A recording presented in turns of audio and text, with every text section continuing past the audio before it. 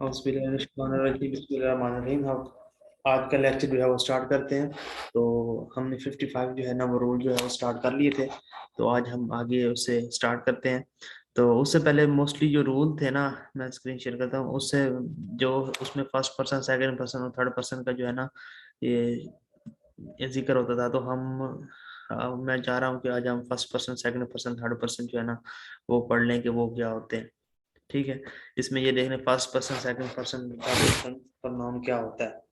ठीक है। सिंगुलर में फर्स्ट पर्सन क्या होगा? फर्स्ट पर्सन हमेशा हम अपने बारे में, मैंने पहले भी आपको बताया था कि जो है ना first person, second person, third person जो मैंने माइंड में रखा हुआ है कि वो ये होता है कि मैं खुद अपने आप को जो है ना फर्स्ट पर्सन कहूंगा। मैं किसी के साथ अगर बात कर रहा हूँ, ठीक है, उसको क्या कहेंगे, वो सेकंड पर्सन होगा। और हम दोनों मिलके अगर किसी और के बारे में बात कर रहे हैं या मैं बात कर रहा हूँ जो हमारे दरमियान, जो हमारे पास मौजूद नहीं है, तो वो क्या होगा? वो थर्ड पर्सन होगा। ठीक है। इस तरीके से ये देखें, अब ये रूल हमारा आता ही है, ये कंसेप्ट के नहीं आता पहला फुलफिल। तो फर्स्ट पर्सन ये देखें, सब्जेक्ट आई, मी, ये आगे पोजेसिव केस हो गया, आई हो गया। ठीक है। सेकंड पर्सन में यू हो गया, आई, और आई फर्स्ट, सेकंड यू। और थर्ड में ये देखें ही, शी, इट। ठीक है। वन। फिर आगे उसके जो है ऑब्जेक्टिव केसेस हो गए। ठीक है। पोजेसिव हो गया तो माइन, रिफ्लेक्टिव हो गया तो माई सेल्फ। ये आपको अब पता चल गया यहाँ से पोजेसिव केस क्या होता है।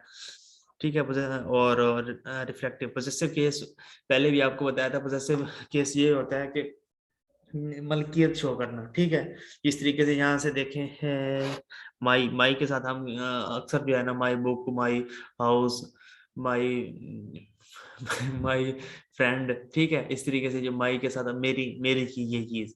ठीक है। तो माई कार, तो उसमें मलकियत होती है जितने भी है। ये देखें, हिज हो गया, हर हो गया, इट्स हो गया, वंस हो गया। इस तरीके से, और ये सारे के यहाँ पोजेसिव केस है। और आगे रिफ्लेक्टिव जो हम उसके साथ सेल्फ लगा देते हैं या ईएस के साथ लगा देते हैं। ठीक है। तो ये हो गया फर्स्ट पर्सन, सेकंड पर्सन और थर्ड पर्सन, आपको पता चल गया। और सिंगुलर और प्लूरल में आपको पता चल गया। फर्स्ट में, प्लूरल में वही हो गया, फर्स्ट पर्सन हो गया। सेकंड में यू हो गया और थर्ड में ये क्या, दे हो गया। ये इजीली हमें याद हो जाएंगे। तो हम फिर अब उसी रूल को जो है ना वो दोबारा पढ़ते हैं, 54 55 को, ताकि हमें जो है वो पता चल जाए कि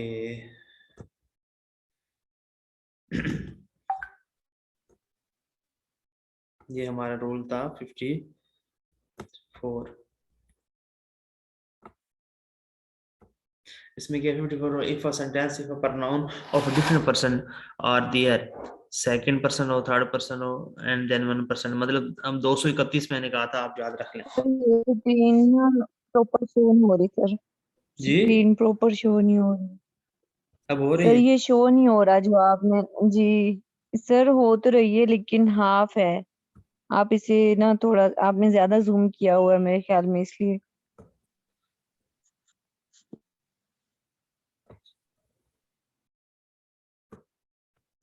तो बस इतनी ही काफी है, नजर आ रहा है ना आपको?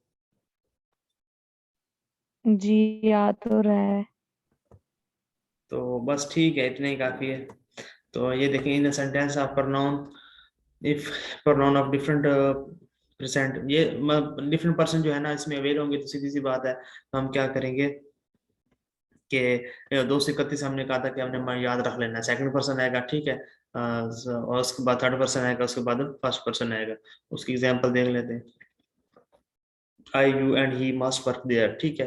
लेकिन ये सेंटेंस गलत है। तो क्या था? 231 हमने कहा था पहले यू आएगा, उसके बाद ही आएगा, और बाद में आई आएगा।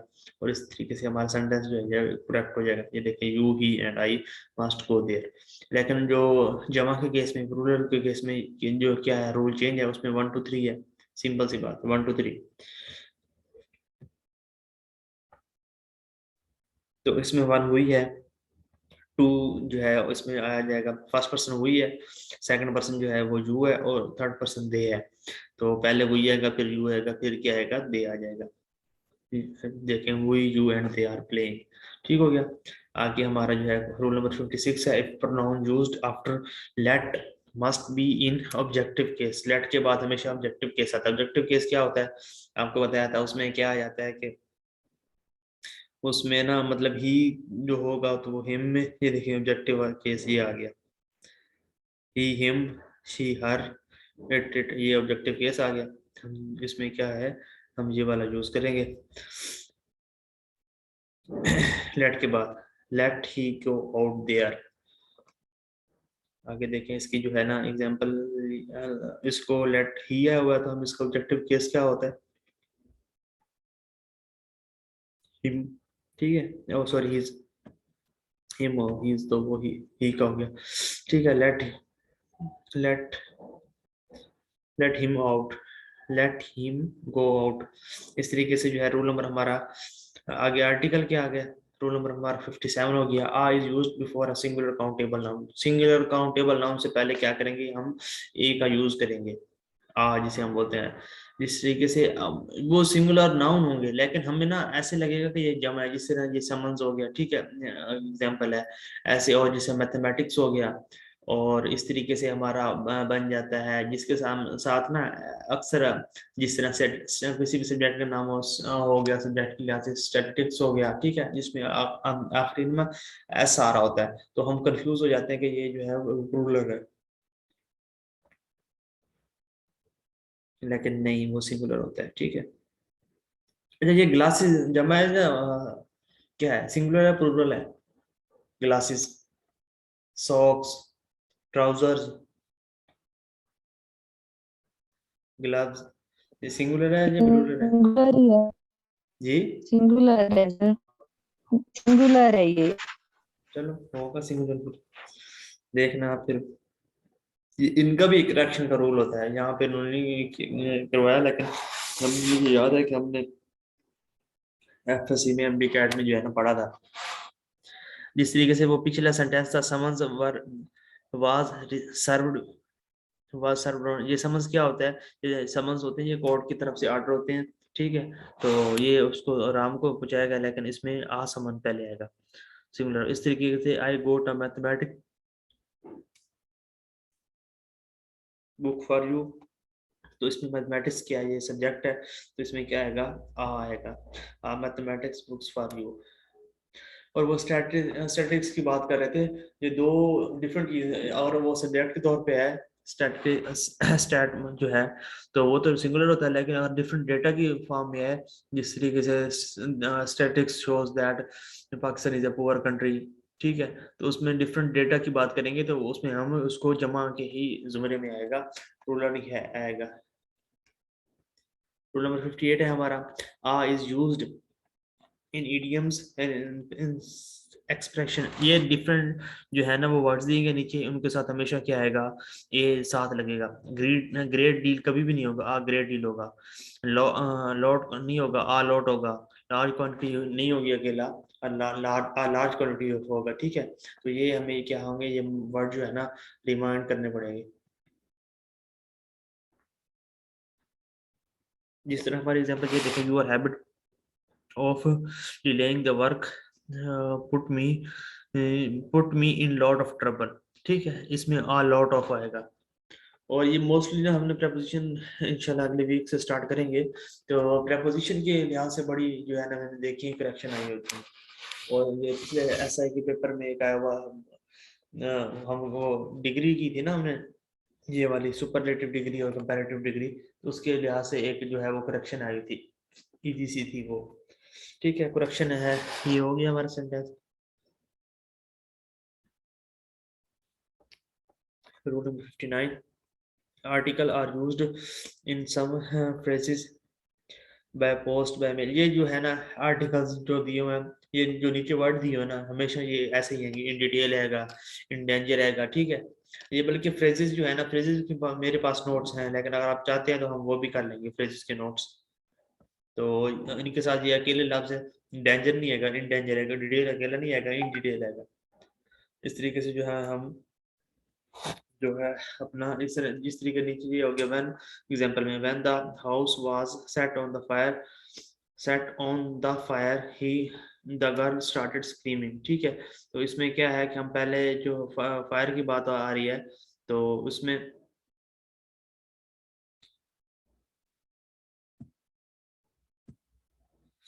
ऑन फायर है, द फायर नहीं है। तो ये है कि हमें पहले वर्ड क्या होंगे ये याद करने होंगे, तो उसके अकॉर्डिंग जो है हम फिर अपने जो सेंटेंस को करेक्ट करेंगे। इस तरीके से रूल नंबर 60 है, indefinite article A and are not used when uncountable noun. अब ये पहले बताएं कि डेफिनेट और इंडेफिनेट आर्टिकल में क्या फर्क होता है, किसी को पता है? इंडेफिनेट और इन ठीक है, आप पता है या नहीं पता, किसी को बता दो। इंडेफिनेट और डेफिनेट। डेफिनेट का मतलब ये होता है, आपको पता है कि किसी चीज के ऊपर जो है ना हम, सॉरी मैसेज आ रहे हैं। अच्छा, इंडेफिनेट ये होता है कि कोई भी चीज हम आर्टिकल जो लगा रहे हैं वो चीज क्या है, डिफाइन नहीं है, उसके बारे में हमें नहीं पता। मिसाल के तौर पर जो है हम एक बुक के बारे में बात कर रहे हैं, आ बुक, ठीक है, तो ये क्या है, इनडेफिनेट है, कोई भी बुक हो सकती है। लेकिन जब हम जो है आर्टिकल लगाएंगे, दा बुक लगा देते हैं, साथ दी लगा देते हैं या दा, ये दी और दा में क्या फर्क होता है ये आपको पता है? कब दी बोलते हैं और कब दा बोलते हैं, स्पेलिंग तो एक जैसे हैं, पता है किसी को? चलो पहले इंडेफिनेट और डेफिनेट की तरफ आते हैं। तो इंडेफिनेट आर्टिकल वो होते हैं जो ना किसी डेफिनेट में जो है ना पर्सन को या थिंग को जो है वो उसके बारे में इंफॉर्मेशन दे रहे हो, उसको डेफिनेट कहेंगे। और इनडेफिनेट उसको कहेंगे जो किसी नॉन स्पेसिफिक चीज को जो है ना वो शो कर रहे हो। मिसाल के तौर पर मैंने अभी बताया आ बुक, ठीक है, आ बुक कोई भी बुक हो सकती है, एक बुक को कोई भी बुक होती है। लेकिन अगर हम दा बुक लगे हैं तो दा बुक जो है ना वो एक स्पेसिफिक क्लास होता है, और ये हमेशा दा यदि जिसके पास साथ आता है वो एक चीज स्पेसिफिक हो जाती है कि हमारे उस माइंड में है कि फलां बुक दा बुक। मिसाल तौर पर ना दा आता है, द होली प्रॉफिट लिखा हुआ आता है, ठीक है, क्योंकि होली प्रॉफिट सल्लम जो है ना एक स्पेसिफिक मतलब यूनिक जो है वो पर्सनैलिटी है इस दुनिया में, तो उनके साथ हम दा लगाते हैं, ठीक है। इस तरीके से हम कुरान के साथ दा लगाते हैं। और अगर हम किसी जो है बड़े पोएट वगैरह का जो नाम है उसके साथ भी हम वो दा लगा दें, दा इल्हाम इकबाल, ठीक है, दा कायद आज़म। तो लेकिन हम किसी जो है कॉमन नाउन के साथ दा नहीं लगाते, दा अली नहीं, मतलब किसी स्पेसिफिक चीज को हमने करना है ना उसके साथ हम दा लगा देते हैं, उसको हम स्पेसिफिक आर्टिकल भी कहते हैं दा को। और इन उसको डेफिनेट सॉरी कहते हैं, उसको डेफिनेट कहते हैं। और इनडेफिनेट उसको कहते हैं ए और एन को उसके साथ आर्टिकल कोई भी चीज हो वो ये आगे हम एग्जाम्पल करेंगे तो आपको पता चल जाएगा कि इंडेफिनेट और डेफिनेट क्या होता है। इंडेफिनेट आर्टिकल सिर्फ दो होती हैं, ई और एन। और इंडेफिनेट और डेफिनेट आर्टिकल सिर्फ दा होता है, ठीक है। आर नॉट यूज अनकाउंटेबल का नाउन के साथ ए और एन को हम यूज नहीं करते, सिंपल सी बात है। लाइक इंफॉर्मेशन हो गया, ठीक है, बैगेज, लगेज, सीनरी वगैरह, इनके साथ हम क्या करेंगे, अनकाउंटेबल नाउन के साथ हम ए और एन का यूज नहीं करेंगे। इस तरीके से I felt nervous because a friend of mine had given me very bad news, ठीक है, वेरी बैड न्यूज। अब ये देखिए न्यूज जो है ना, न्यूज जो है अनकाउंटेबल नाउन है। और एक मजे की आपको बात बताऊं, न्यूज का जो मतलब है ना क्या होता है वो किसी को पता है? हम तो न्यूज को न्यूज ही कह देते हैं, मतलब खबरें। ये एन से ये एक एब्रिविएशन है, north east west west south. News को हम क्या इसका ये है नॉर्थ ईस्ट वेस्ट साउथ, मतलब हर हर जगह की हर तरह की जो है ना वो खबरें रखना। अच्छा, इस तरीके से जो है ना ये आ वेरी बैड न्यूज नहीं आएगा। इस तरीके से इन्होंने एग्जांपल, सॉरी स्लाइड मिस हो गई, तो उसमें क्या कर लेंगे, वेरी वगैरह नहीं आएगा। आप बैड बैड न्यूज जो है आ को हम क्या करेंगे, वो ओमिट कर देंगे, they had give me very bad news, a very bad news नहीं आएगा। इस तरीके से example, it was given by a mistake that he held her hand, ठीक है, इसमें भी मिस्टेक जो है ना के साथ आ नहीं आएगा, क्यों, क्योंकि ये भी क्या है, अनकाउंटेबल है। इस तरीके से ये देखें, he was made by mistake, और ये इन आ को हमने क्या कर दिया, उमिट कर दिया। इस तरीके से एग्जांपल हो गए। आगे हमारे रूल नंबर 61, डेफिनेट आर्टिकल। ये देखें, डेफिनेट एक ही आर्टिकल है वो दा है, और इनडेफिनेट आर्टिकल दो है, ए और एन, ठीक है। Definite article the is used in expression to show purpose other than implied by them, ठीक है। इसमें ये क्या है कि हमें ये एक्सप्रेशन जो है वो शो करता है। द आर्टिकल जब लगाते हैं ना, ये देखिए, my mother told me that we must go to school, ठीक है, my mother is going to the school for his. ये ना इस फिक्रे में ये है कि अगर हम किसी की दा किसी की चीज के साथ लगाते हैं ना, ठीक है, तो उसमें सॉरी दा जो है ना, दा स्कूल, अगर आपको पता है ना, एक ऐसी सेंटेंस आएगा, एक ऐसी चीज होगी जिसमें क्या होगा कि अगर उसका मतलब जो है ना हमें पता हो, जिस तरह स्कूल आगे एग्जांपल में आया, इसमें हमें पता है स्कूल में क्या होता है, स्कूल में लर्निंग होती है, तो हम क्या करेंगे, इसके साथ क्या लगाएंगे, इसके साथ जो है वो दा नहीं लगाएंगे, ठीक है।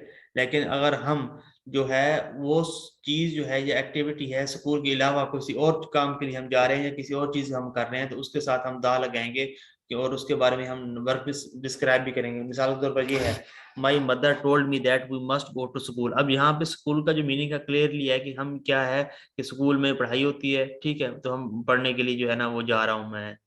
लेकिन नीचे जो देखे, my brother is going to the school for his son admission. अब जो है स्कूल का जाने का जो पर्पज है वो चेंज हो गया है। पहले पर्पज स्कूल का क्या था, पढ़ाई था, लेकिन अब क्या है, सिर्फ एडमिशन के लिए जाना है, तो हमने क्या कर दिया, स्कूल के साथ दा लगा दिया, ठीक है। अब दोबारा रूल की तरफ आते हैं, हम रूल जो है ना वो पढ़ते हैं। इसमें ये है, definite article the is used in in expression to show the purpose, ठीक है। दा जो है ना हम उस वक्त लगाएंगे जब जो है पर्पस हम बताएंगे आगे, जिस तरीके से हमने बताया हुआ है कि हम स्कूल क्यों जा रहे हैं, एडमिशन के लिए जा रहे हैं, उस वक्त क्या करेंगे, दा का यूज करेंगे, ठीक है। बाकी जो है उसके साथ हम मतलब नॉर्मल में हम उसके साथ दा नहीं लगाएंगे।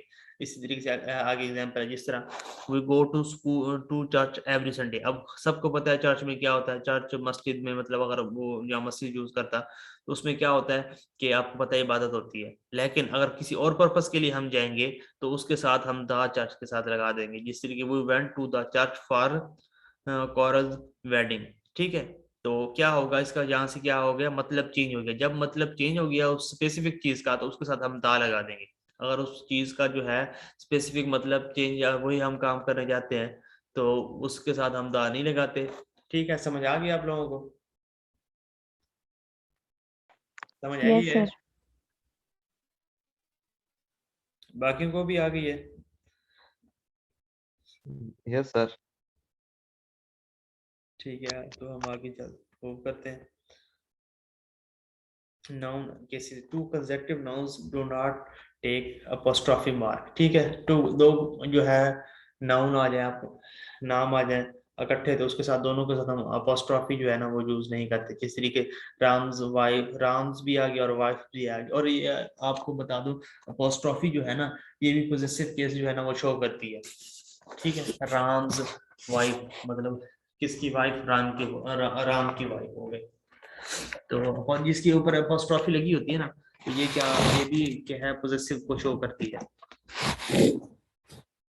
आगे है correct sentence, the carrier of Ram's wife, ठीक है। वाइफ के साथ हमने लगाया, सिर्फ हमने राम के साथ, राम के साथ लगाया है अपॉस्ट्रोफी।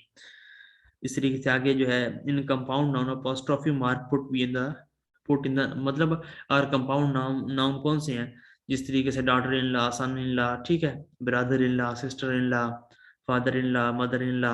उसमें ये है कि हम ना, सॉरी, जिस तरीके डॉटर्स इन लॉ जो है, डॉटर्स के ऊपर हम नहीं लगाते, सिर्फ एंड वाली जो है होता है लॉ, उसके ऊपर हम क्या करते हैं, अपॉस्ट्रोफी यूज करते हैं, ठीक है। तो ये देखें, लास्ट एंड वाला करेंगे, पहले वाले के साथ हम क्या करेंगे, वो अपॉस्ट्रोफी नहीं लगाएंगे, हर डॉटर इन लॉ कैन, ठीक हो गया। तो ये जो है ये बताने का इस तरीके से डॉटर इन लॉ आपको बता दें, दूसरे वर्ड्स भी, father in law, son in law, mother in law, brother in law, different जितने भी लॉ वाले हैं ये एंड में है कि एडवर्ब।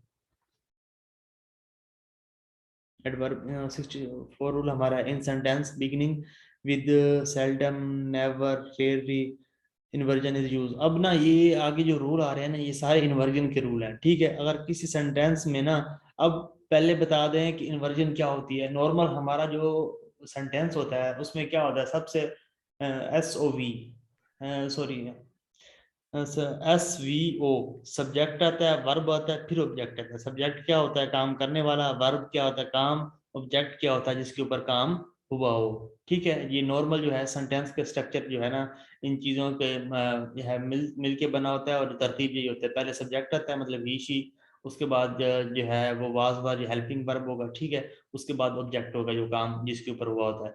लेकिन इन्वर्जन में क्या हो जाता है कि इन्वर्जन में जो है हम इनकी तरतीब जो है वो चेंज कर देते हैं। वो चेंज कैसे करते हैं कि जो है हमेशा पहले सब्जेक्ट होता है, सब्जेक्ट की जगह हम वर्ब पहले लगा देंगे, सब्जेक्ट बाद में लगा देंगे।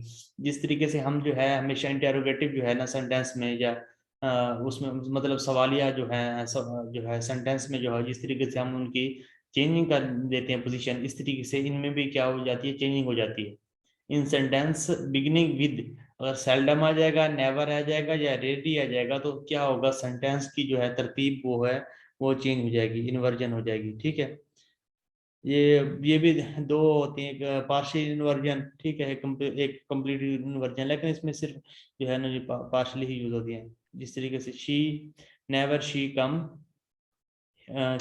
हेयर, अब नेवर आ गया ना तो हम क्या करेंगे, सेंटेंस जो है ना जो है इन्वर्ज कर देंगे, never does she come here. इसमें एक और बात भी देखने की, आप दोबारा इसको देखें कि अगर सेल्डम नेवर और रेडली आ जाए तो हम क्या करेंगे, सेंटेंस को जो है इन्वर्ज जो है ना नॉर्मल से क्या करेंगे, वो इन्वर्जन में यूज होगा। तो जिस तरीके से नेवर शी कम्स हियर, तो आप ऐसे समझ लेना अगर ये सवाल आ जाए तो हमने क्या कर देना, इसको इंटेरोगेटिव में चेंज कर देना, लेकिन इंटेरोगेटिव में चेंज से मुराद ये नहीं कि हमने एंड में ना सवाल निशान नहीं लगाना, वैसे हमने तकरीबन चेंज कर देना। इस तरीके से आपको पता है कि ये नेवर को अगर हम ओमिट कर दें, देखें आप सोचे कि नेवर नहीं है तो ये कौन सा सेंटेंस है, आप बताएं, शी कम्स हियर, ये कौन सा टेंस बनेगा। टेंस हमने कर लिए, वैसे भी सिंपल है, हर किसी को। जी प्रेजेंट इंडेफिनिट टेंस। जी sir, simple present indefinite. Present indefinite होगा, तो प्रेजेंट इंडेफिनिट को जब हम इंटेरोगेटिव में चेंज करते हैं तो उसमें हम क्या चीज का इजाफा करते हैं, डू सवाल और यह। डज। हाँ, डू और डज। तो अब शी कम्स आ गया, ठीक है, तो मतलब ये क्या है, वहद है, तो वहद के साथ हम यस का इजाफा करते हैं तो हम डज लगाएंगे। इस तरीके से never does she comes here, she come here, ठीक है, जब क्योंकि हम ऐसे इसके साथ इजाफा कर देंगे तो बाकी सेम टू सेम ऐसे ही आएगा, never does she came here. इस तरीके से हमारा जो क्या हो जाएगा, ये सेंटेंस हमारा इस तरीके से ठीक होगा। आगे जो है ये एक्सरी बाब लगा, सेल्डम, क्या तीन फिक्रे कौन से थे, एक नेवर था, सेल्डम था और रेयरली था, ठीक है। Seldom, seldom I seen such a beautiful work, अब ये कौन सा टेंस है, अब बताएं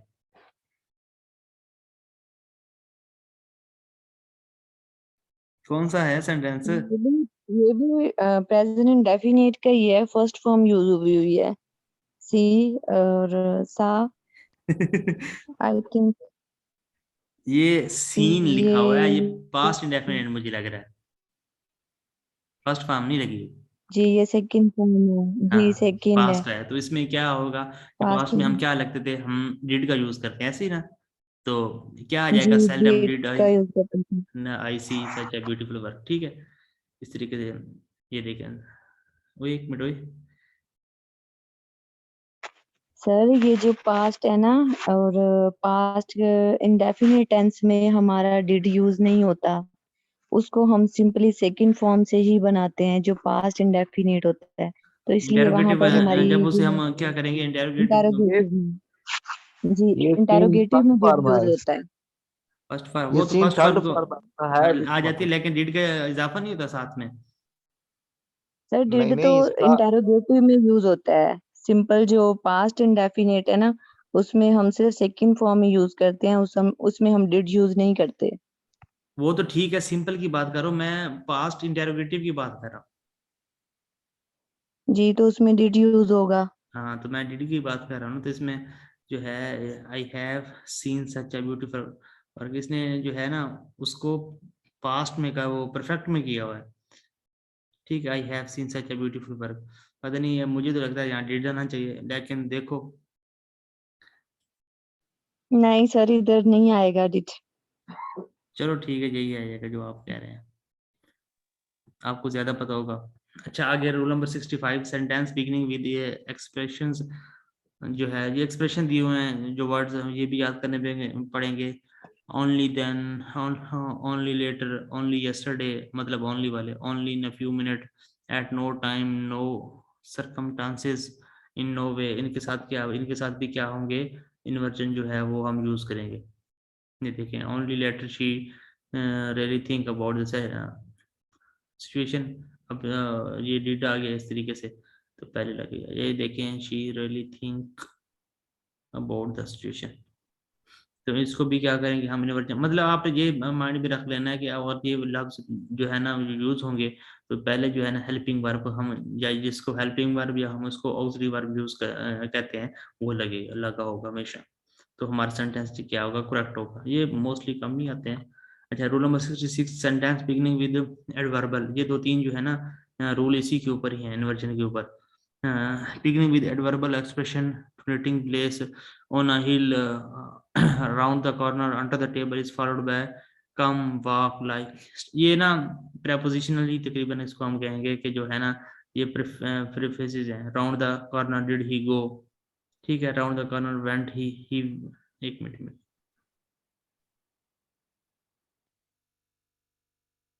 दोबारा इसको पढ़ते हैं। Sentence beginning with adverbial expression denoting place on a hill around the corner under the table is followed by come wall ply stand, ठीक है।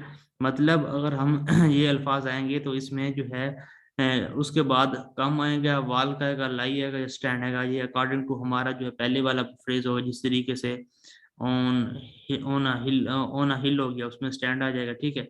अराउंड द कॉर्नर कम हो गया, इस तरीके से हम क्या करेंगे, अपने जो है सेंटेंस को करेक्ट करेंगे। Did the corner, did he go round the corner when he, एक मिनट।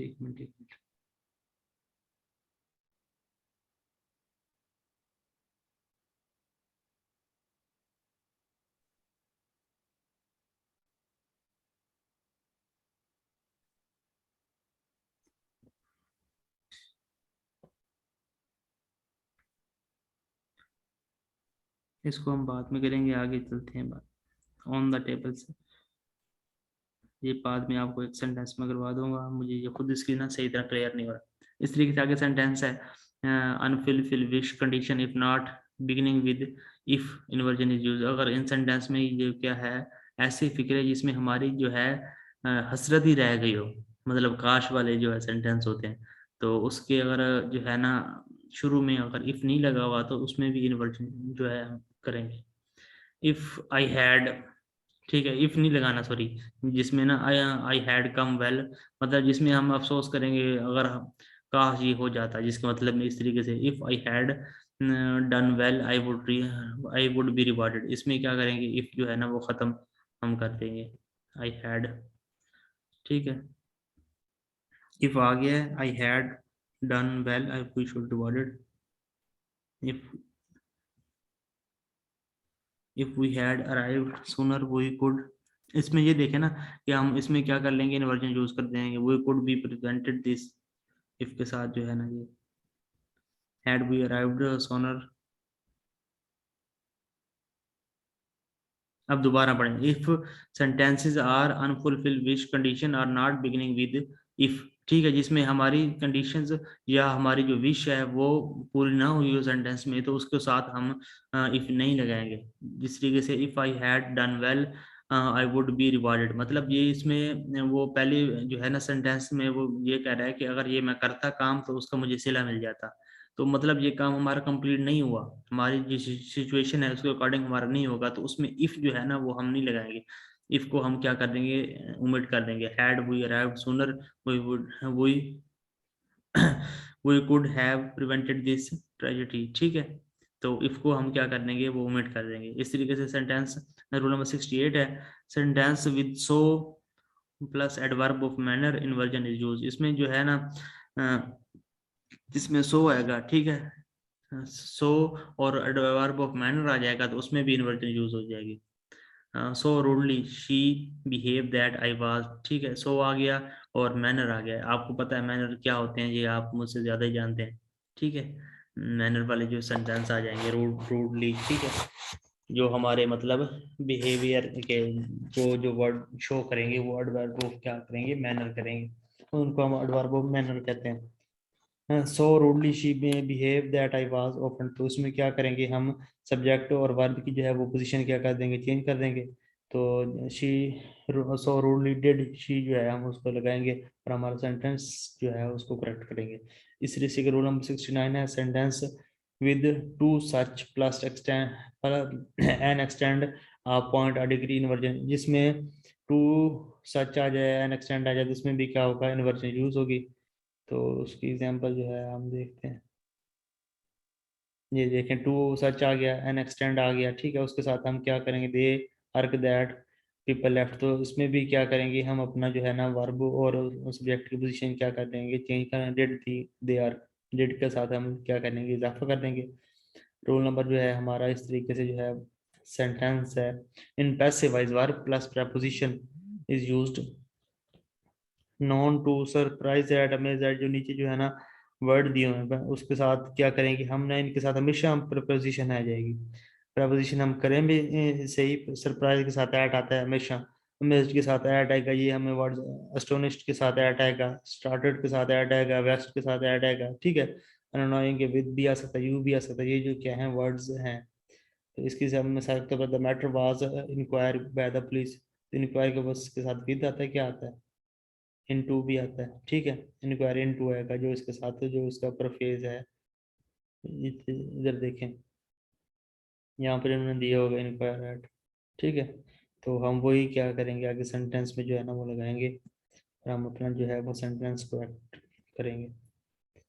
और इसके आगे हमारा है ही laughed at me, ठीक है। तो आपको पता है इसके साथ क्या आएगा, लाफ्ट के साथ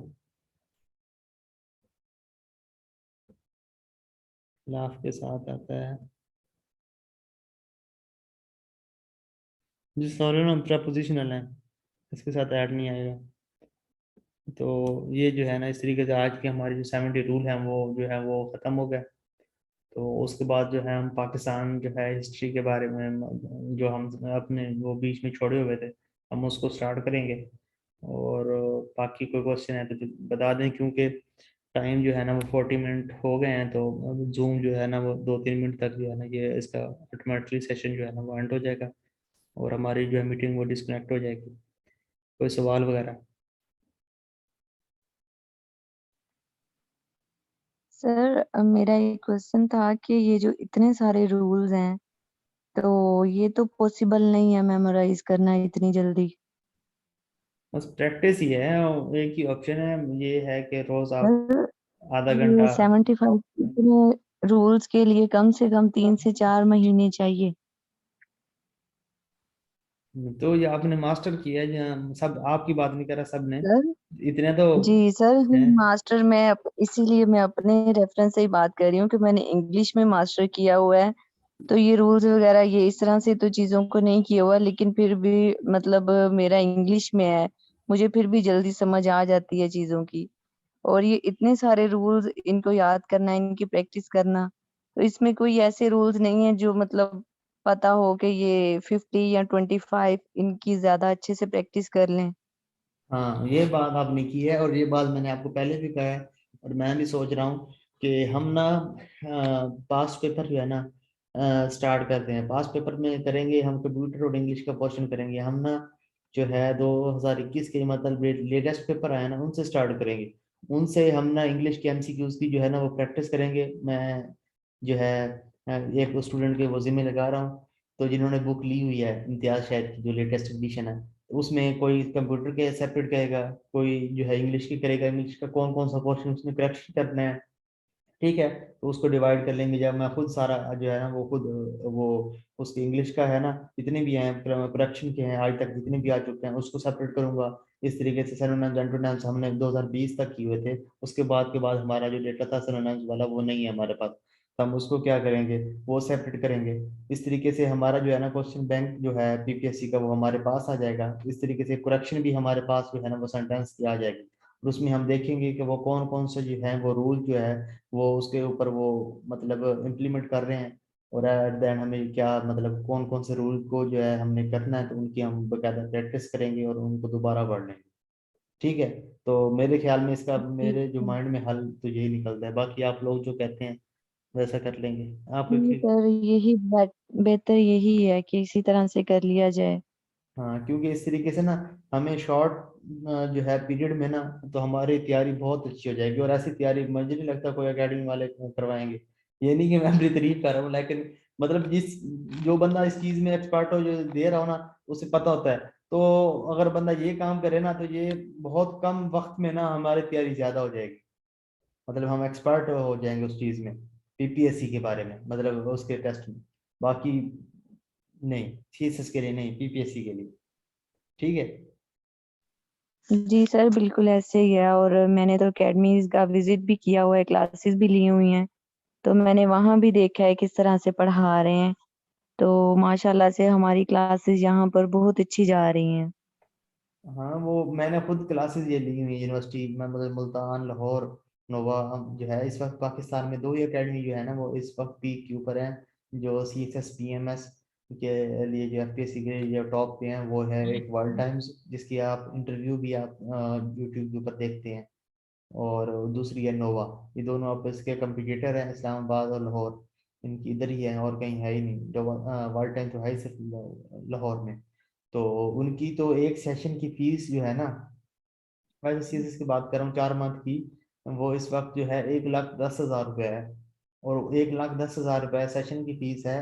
और वो भी आपका पहले टेस्ट लिया जाएगा, अगर आप ये इस साल से उन्होंने स्टार्ट किया, क्योंकि इतने उनके पास कैंडिडेट होते हैं। वो कहते हैं हम किस किस को मतलब जो है एडमिशन दें, हमारे पास इतनी सीट्स ही नहीं है। तो वो आप खुद देख लें। और वो ऐसे पढ़ाते हैं ना, फिर बहुत पढ़ाते हैं। वो सुबह 8 बजे से लेकर ना, वो सीसीस की बात कर रहा हूँ, खैर 8 बजे से लेकर ना शाम 4 बजे तक तो उनकी क्लासेस होती हैं। लेकिन जो उनके वन पेपर सेशन होते हैं, उनमें भी ऐसे ही वो मतलब ना 3-4 टीचर रख लेते हैं। एक ज्योग्राफी का, वो एक दिन में आपको जो है ना एक कॉन्टिनेंट पढ़ाएगा, 3 घंटे का लेक्चर होगा। बल्कि मेरे पास जो है ना वो रिकॉर्डेड भी है, मैंने लाइव से लिए हुए थे इसके, मतलब ऑनलाइन लिए थे। तो मैंने उसके ना सॉफ्टवेयर के जरिए, शायद हम में से भी कोई कर रहा हो। एक सॉफ्टवेयर है, उससे क्या होता है कि जूम की जो है ना वो रिकॉर्डिंग हो जाती है, कि स्क्रीन रिकॉर्डिंग हो जाती है।